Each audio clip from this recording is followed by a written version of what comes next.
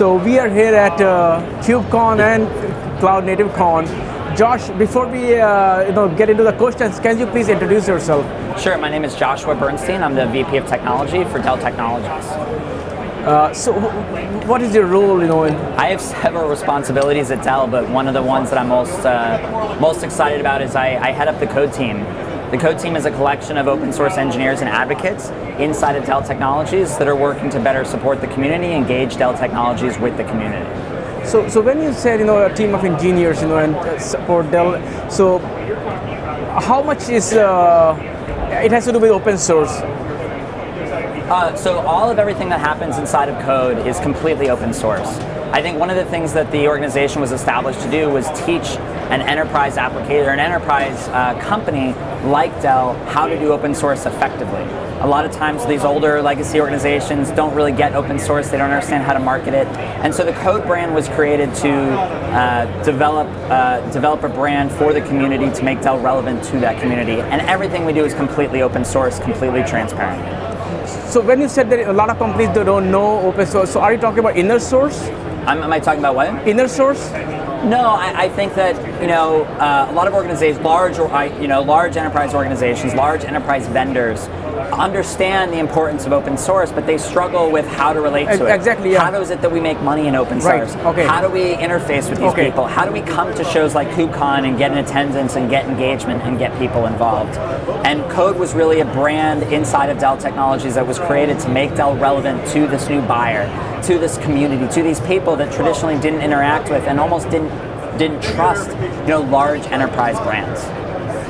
And when did the initiative start? The program started 3 years ago before the Dell EMC merger inside of EMC. At that time, we were called EMC Code. Okay. And of course, through the merger and through the acquisition, we have kind of dropped the EMC brand, and now we're simply known as the Code Team. So you can find us at thecodeteam.com. So the team came from EMC through EMC. The team came from EMC. Okay. So all this work was happening at EMC. The original work was happening inside of EMC. The interesting thing, though, is Dell was doing a tremendous amount of work in the open source space in their own right.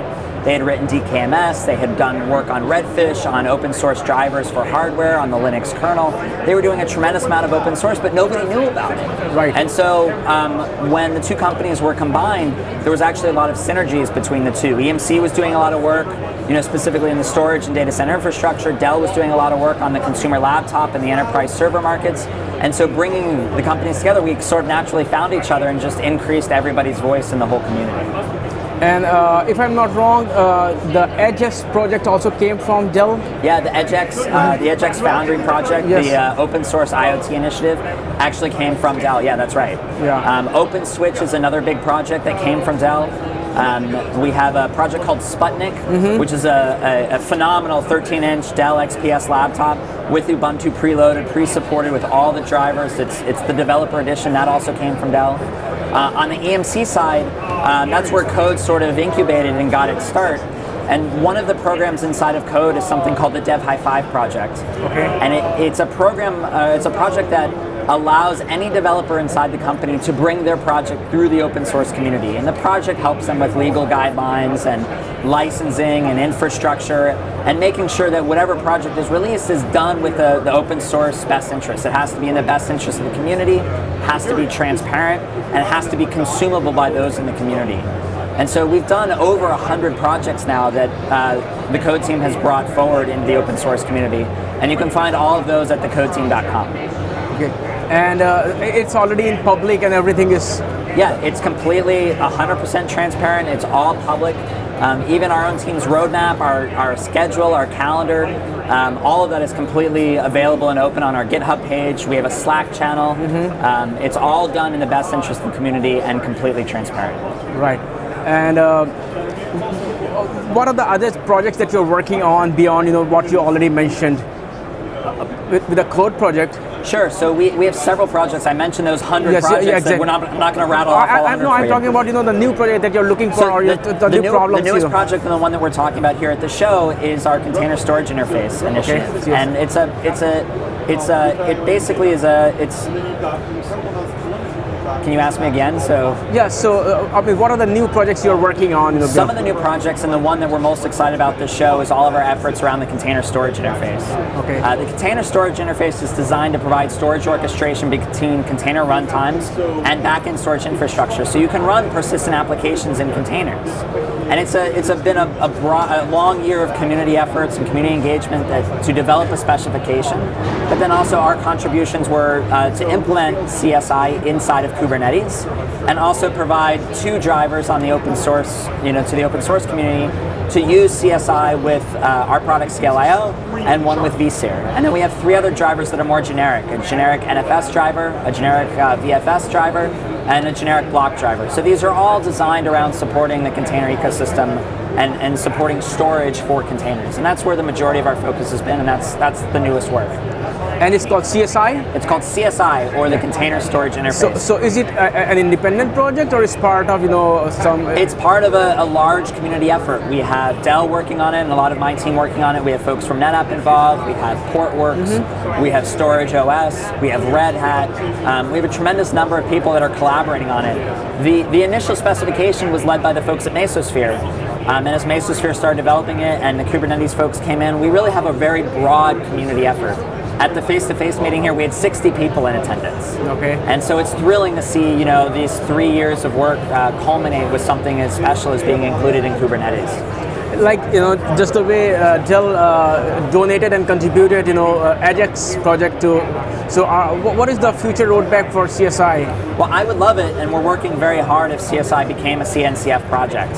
And that's sort of the trajectory, and that's our intention to do. We really think that storage has been left out of the container ecosystem for so long. We have things in CNCF like logging and tracing and tracking and monitoring, but we don't have storage. Right. And it seems, and we even have networking in CSI or in CNCF. Yes, yeah. But so to have storage seems like we're just missing something, and I hope to see in the next several months we get that included as well. How important is storage going to be, in the modern infrastructure? I think that storage is very important in terms of adoption. People look at Kubernetes, they're very excited about Kubernetes, but the issue that I think they're facing is, well, it's not being adopted as heavily, in production as you like. And we're doing a lot of dev tests, we're doing a lot of sort of internal POC type work, but when you go into production, you want to run meaningful and valuable applications. And many of those applications require storage. So in an effort to sort of fill the gaps in the ecosystem, and in order to make it a really production-ready platform, storage is very important. I don't know how, but with the adoption of IoT devices, and all the data and processing is moving to the edge. So, and we are generating a lot of data every day with VR and all those things. And podcasts and video podcasts. Yeah. Yes. So what is the difference between data versus storage? What is the difference? Because I think data can either be ephemeral and temporary, or data can be persistent and stored for a long period of time, or even a short period of time. But there's this notion of whether or not the data is persistent or ephemeral. And to me, storage is the idea that that persistent state is stored someplace unless we have storage. Yeah, because we are moving towards a data-driven infrastructure. Everything is software-defined now. Everything is. We are collecting data 24/7. You're right. So I think storage will be more, as we move forward. Yeah, you look at what's going on in the compute space around artificial intelligence and machine learning and all that all that work that's going on there. Autonomous cars and autonomous sensors and houses, and it's all about data. The AI algorithms are only as good as the data they're trained on. Right, exactly. Yeah. And if the data workflow, if the data management isn't incorporated into the platform that all the computation is being done on, we're missing a real opportunity. And so that's really what I think CSI has set out to enable for the community.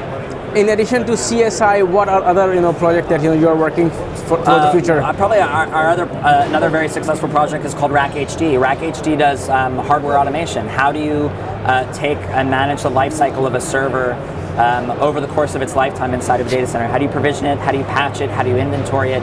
And so RackHD is one of the other 100 projects that we've worked on. We have a new project called Okapi, which is doing data lifecycle management. How do you do snapshotting and backup and restoring and managing copies of data in a containerized world? We have another project called Pravega, which is focused on doing stream processing and high throughput stream engine. So, there's 100, I guess we're up to 96 other projects. We've talked about many of them. But there's so many that we're working on, and there's so many that's out there that I think that some of them are small and contributed by individuals inside of the organization, and some like Pravega and Arcopy are driven by entire business units. Anything else you would like to touch upon? No, thank you for having me. I think this has been great. Thank you.